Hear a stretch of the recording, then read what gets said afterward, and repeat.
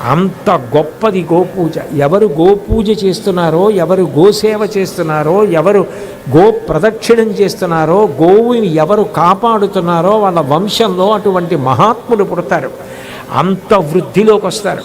అంత గొప్పది గోవు అని చెప్పడానికి. అటువంటి గోవు పట్ల నిర్లక్ష్యం వహించకు సుమా. గోవుని ఎప్పుడైనా నువ్వు పూజ చేయవచ్చు. తస్మాత్ పూజ్యాః. ఈ సమయం ఆ సమయం అని లేదు. నీకు ఎప్పుడు బెంగ కలిగితే, ఎప్పుడు ఆర్తి కలిగితే అప్పుడు నువ్వు గోవుకి ప్రదక్షిణం చేసి నమస్కారం చేయవచ్చు, పూజించవచ్చు. మంత్రంతో పూజించవచ్చు. నీకు మంత్రం రాకపోతే పసుపు, కుంకం, పువ్వు, పత్రి పృష్ఠభాగమనందు వేసి నమస్కారం చేసినా అంత గొప్పది.